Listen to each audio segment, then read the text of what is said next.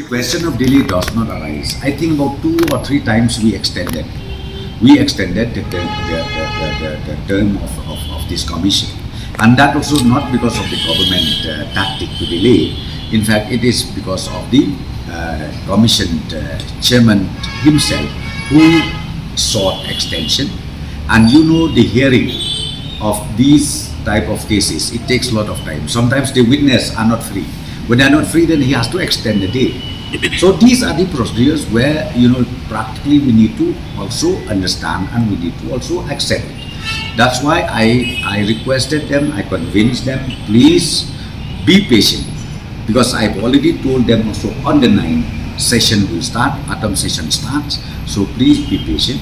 You've been waiting for so many months. So it's a matter of just maybe 1 month or below 1 month from today's.